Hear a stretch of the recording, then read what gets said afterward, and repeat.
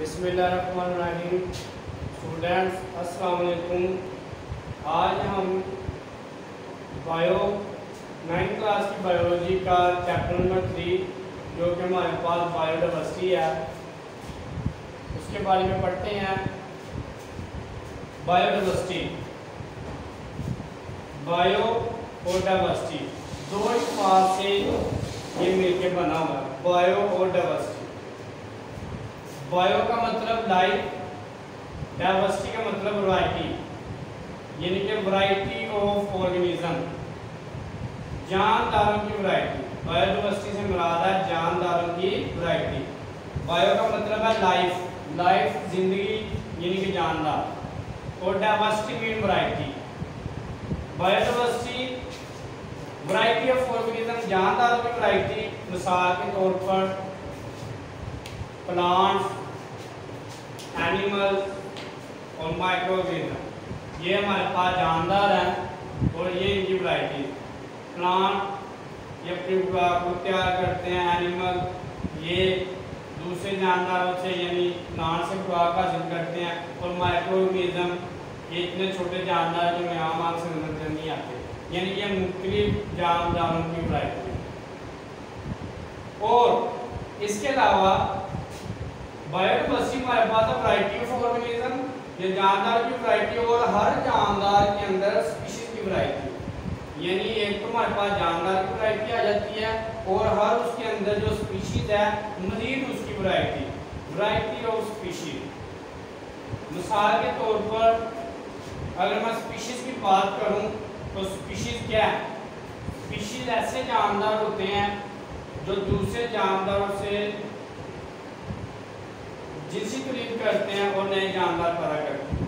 Species जानदारों की ऐसी variety, ये जानदारों का ऐसा ग्रुप जो आपस में जिनसी तौलीद करते हैं और जिनसी तौलीद के ऐप पर नए जानदार पैदा करते हैं। स्पीशीज मिसाल के तौर पर मेरे पास एक स्पीशीज है फिश। अब फिश की हमारे पास बहुत सी वैरायटीज हैं, जैसे स्टार फिश, जैसे डॉल्फिन, जैसे मेगालोडॉन, जैसे माउथ। ये फिश की बहुत सारी किस्में हैं, ये स्पीशीज की वैरायटी।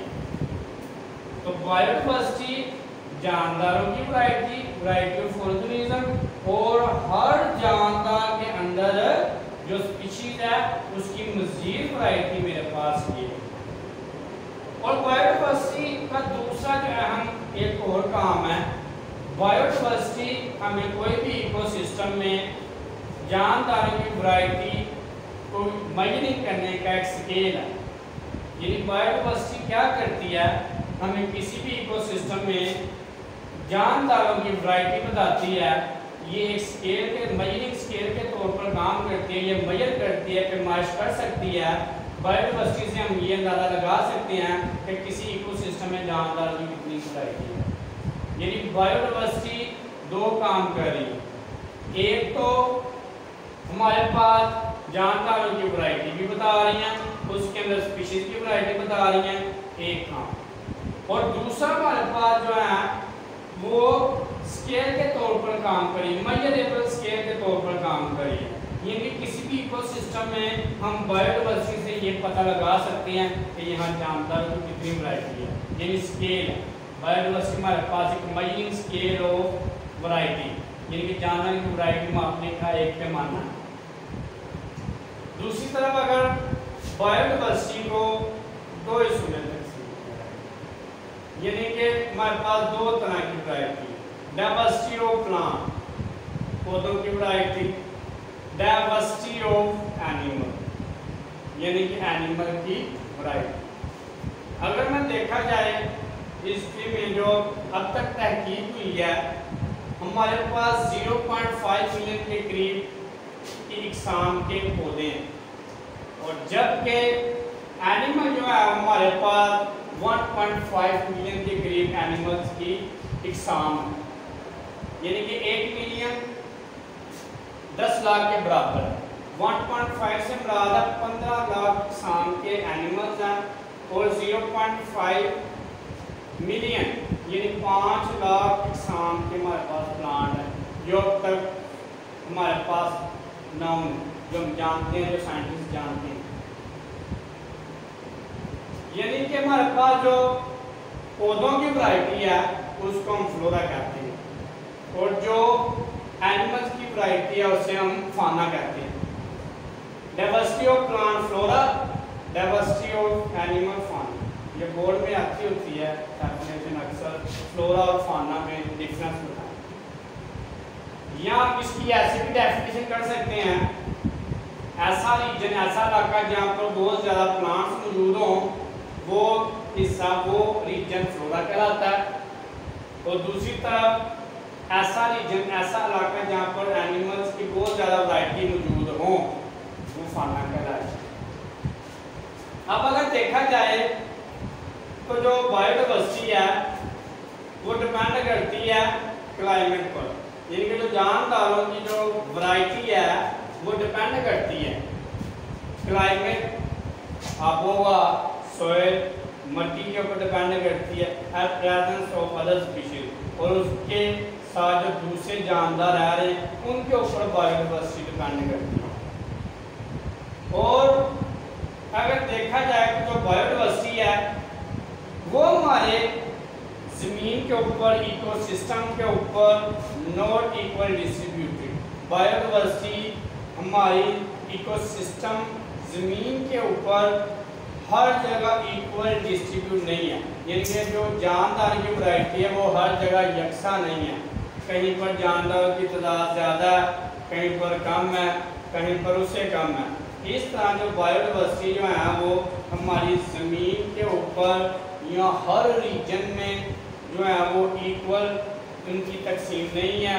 किसी जगह पर जानदार ज़्यादा होंगे, किसी जगह पर कम होंगे। मिसाल के तौर पर फॉर एग्जांपल जो ट्रॉपिक्स रीजन होता है ये खुश्क इलाका है, यहाँ पर जानदारों की वैरायटी बहुत ज़्यादा पाई जाती है। जैसे हम जिस जगह पर रह रहे हैं, यानी कि जहाँ पर इंसान ज़्यादातर ट्रॉपिक्स रीजन में और ज़्यादातर एनिमल्स वगैरह जैसे भैंस, गाय, बकरी वगैरह, डॉग्स वगैरह, इस तरह ये खुश्क इलाके में बहुत ज़्यादा जानदारों की वैरायटी पाई जाएगी। बायोडाइवर्सिटी ट्रॉपिक्स रीजन में बहुत ज़्यादा होगी, रिचेस्ट बहुत ज़्यादा पाई जाती है।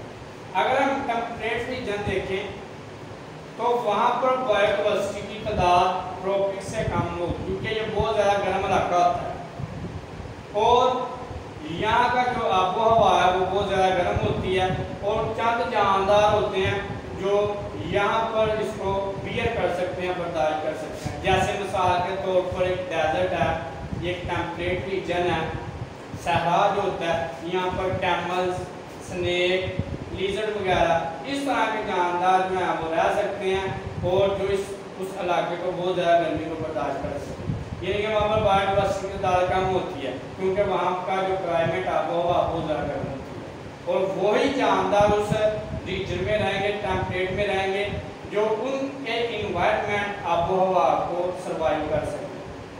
अगर हम पोलर रीजन की बात करें तो यहाँ पर जो बायोडाइवर्सिटी की वैरायटी है वो ट्रॉपिक्स और टेम्परेट से भी कम है, क्योंकि ये बर्फानी इलाका है और यहाँ पर सारा साल बर्फबारी होती है, और बहुत कम जानदार है जो इस बर्फानी इलाके को बर्दाश्त कर सकें। और यहाँ पर बायोडाइवर्सिटी जो है वो टेम्परेट और ट्रॉपिक से कम होती है। वहाँ पर सारा साल बारिश बर्फ वगैरह हो रही होती है। मिसाल के तौर पर एक बर्फानी रीछ जो होते हैं वो पोलर रीजन वगैरह में रहते हैं, और इनके अलावा और चंद जो है हम जानदार हैं। अगर हम बायोडाइवर्सिटी की बात करें इम्पोर्टेंस की, इम्पोर्टेंस कहते हैं अहमियत। बायोडाइवर्सिटी की क्या अहमियत है? बायोडाइवर्सिटी जानदार की वैरायटी, और जानदारों की वैरायटी की इम्पोर्टेंस अहमियत क्या है? हमारे लिए बहुत सारी इसकी अहमियत है। बायोडाइवर्सिटी हम जो डिपेंड कर रहे हैं वो सारा बायोडाइवर्सिटी के ऊपर ही कर रहे हैं। बायोडाइवर्सिटी में प्लांट्स वगैरह सारे आ जाते हैं, एनिमल्स आ जाते हैं, और इसमें माइक्रो ऑर्गेनिज्म भी आ जाते हैं।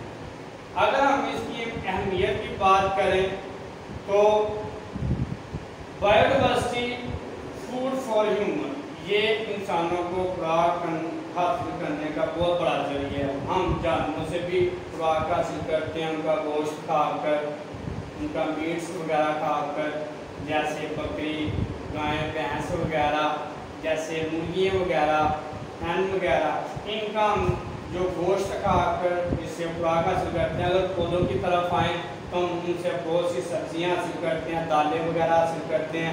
तो ये जानदारों को खुराक फराहम कर बायोडाइवर्सिटी का सबसे अहम काम है, वो जानदारों को खुराक फराहम करती है, जो सबसे इम्पोर्टेंट। और अगर दूसरी बात देखा जाए तो वो इंसानों को ऑक्सीजन भी फराहम कर रही है। पौधे इंसान को ऑक्सीजन फराहम करते हैं जिससे वो अपनी रेस्पिरेशन करते हैं। अगर इंसान को ऑक्सीजन ना मिले तो इंसान जिंदा नहीं रह सकते। तो लिहाजा जो सबसे इम्पोर्टेंट और मेन जो काम है बायोडाइवर्सिटी का, वो इंसानों के लिए खुराक है और इंसानों के लिए ऑक्सीजन है। इसके बाद अगर देखा जाए तो बायोडाइवर्सिटी हमें ड्रग्स वगैरह बहुत सी अद्वियात हम जो है वो जानदारों से हासिल कर रहे हैं, जानवरों से हासिल कर रहे हैं। जैसे मछली के जिगर के तेल से बहुत सारी मेडिसिन तैयार की जा रही हैं। इस तरह और बहुत सारे लीवर, जानवरों के लीवर, जिगर वगैरह को इस्तेमाल करके बहुत सी अद्वियात तैयार की जा रही है लेबॉर्ट्री में। और अगर प्लांट की तरफ देखा जाए तो पौधों से हम बहुत सारे ड्रग्स इस्तेमाल करते हैं, बहुत सारी अद्वियात हासिल करते हैं। अब पिछले वक्तों में डायरेक्टली तौर पर पौधों के पत्तों से जो है वो ड्रग्स वगैरह तैयार की जाती थी। अब जो है वो लेबॉर्ट्री में पौधों का, जानवरों का इस्तेमाल करके और बहुत से केमिकल इस्तेमाल करके इसको ड्रग्स वगैरह तैयार किए जा रहे हैं लेबॉर्ट्री में। तो बायोडाइवर्सिटी इंसान को बहुत बड़ी मकदार में जो है वो ड्रग्स, मेडिसन वगैरह जो है वो हम इससे हासिल कर रहे हैं। और आज के दौर में जो है वो लेबॉर्ट्री में बहुत सी मेडिसिन तैयार की जा रही हैं और वो सारा हम बायोडाइवर्सिटी से हासिल कर रहे हैं, उनको लेबॉर्ट्री में तैयार किया जाता है। और अगर देखा जाए तो हम ये जो हमारे अहमियत है इस बायोडाइवर्सिटी की, वो बिल्डिंग मटीरियल में बहुत अहम किरदार है। बायोडाइवर्सिटी हमें बिल्डिंग मटीरियल फराहम कर रही है। जैसे हम दरख्तों से लकड़ी हासिल करते हैं, उस लकड़ी से हम बहुत सारी बिल्डिंग वगैरह तमीर की जाती हैं, दरवाजे वगैरह बनाए जाते हैं, विंडोज़ वगैरह बनाई जाती हैं। और हमारे पास अगर देखा जाए तो एक इटली, यूरोप कंट्री का एक रियासत है इटली, वो सारा जो है वो जो मटीरियल उसके अंदर जो घर बने होंगे वो सारे लकड़ी के बने होंगे और वो समुंदर के अंदर यानी कि वो दरियाओं के अंदर बना हुआ। तो यहाँ से हम ये अंदाज़ा लगा सकते हैं कि बिल्डिंग मटीरियल भी हम बायोडाइवर्सिटी से हासिल सकते हैं। अगर देखा जाए तो फाइबर्स वगैरह जो छतें हम इस्तेमाल कर रहे हैं आजकल ग्रीन कलर की बहुत ज़्यादा, वो भी हम जो है वो जानवरों से ये पौधों से हासिल करते हैं। फाइबर्स वगैरह वो छतें ग्रीन कलर की जो हम बना रहे हैं वो भी हम बायोडाइवर्सिटी से हासिल कर रहे हैं। और अगर देखा जाए कि राशन जो हम जो गम्स वगैरह इस्तेमाल करते हैं, राशन वगैरह इस्तेमाल करते हैं, ये भी हम बायोडाइवर्सिटी से ही हासिल करते हैं। रबड़ वगैरह जो हम इस्तेमाल कर रहे हैं, बहुत सारी चीज़ों में हम जूती बना रहे हैं रबड़ की, और बहुत सी चीज़ें तैयार की जाती हैं मसनूई तरीके से, वो भी हम बायोडाइवर्सिटी से हासिल कर रहे हैं। और बायोडाइवर्सिटी इंसान को बहुत बड़ा एक और बायोडाइवर्सिटी का जो सोर्स है वो हमें ऑयल वगैरह जो है वो फराहम करती है। और बहुत सी घरों में बहुत सारा ऑयल इस्तेमाल किया जाता है। इस तरह बहुत सी जगहों पर हम ऑयल जो है वो पौधों के बीजों से डायरेक्टली तौर पर हासिल कर सकते हैं। तो ये सारी जो हमारे पास जो चीज़ें थी बायोडाइवर्सिटी की इम्पोर्टेंस की जो हम चीज़ें हासिल कर रहे हैं, ये हम बायोडाइवर्सिटी से डायरेक्टली और इनडायरेक्टली तौर पर हासिल कर सकते हैं। तो ये हमारे पास बायोडाइवर्सिटी की इम्पोर्टेंस थी। नेक्स्ट, ठीक है स्टूडेंट, आज हमने बायोडाइवर्सिटी के बारे में पढ़ा, बायोडाइवर्सिटी क्या थी और बायोडाइवर्सिटी के जो हमने पढ़ा कि उसके अंदर जो स्पीशीज़ की वैरायटी जो वो क्या थी। और बायोडाइवर्सिटी हमारे पास एक स्केल है जिसकी वजह से हम किसी इकोसिस्टम में जो है वो बायोडाइवर्सिटी की वैरायटी मूव कर सकते थे। और ये भी हमने पढ़ा बायोडाइवर्सिटी को दो हिस्सों में तकसीम किया गया, प्लांट और एनिमल, फ्लोरा और फाना। और ये बायोडाइवर्सिटी किन चीज़ों के ऊपर डिपेंड करती है, इसके बारे में पढ़ा। इसके बाद बायोडाइवर्सिटी हमने पढ़ा था, ये मोस्ट इम्पोर्टेंट पॉइंट है, बायोडाइवर्सिटी जो है वो हमारी ज़मीन के ऊपर इक्वल डिस्ट्रीब्यूटर नहीं है। हर जगह जानदारों की तादाद जो है वो यकसा नहीं है, बल्कि हर जगह पर मुख्तलिफ जानदारों की जो है वो वैराइटीज़ हैं। ट्रॉपिक्स, टेम्परेट, पोलर रीजन के बारे में पढ़ा। उसके बाद हमने बायोडाइवर्सिटी की इम्पोर्टेंस के बारे में पढ़ा। ये आज का हमारा टॉपिक था। उम्मीद करता हूँ आपको ये वीडियो अच्छी लगी होगी। प्लीज़ मेरी वीडियो को लाइक कीजिएगा और इसको सब्सक्राइब कीजिएगा और बेल आइकन के बटन के ऊपर क्लिक कीजिएगा ताकि आने वाली हर नई वीडियो आप पर बर वक्त पहुँचती रहे। अपना ख्याल रखिएगा। अल्लाह हाफ़िज़।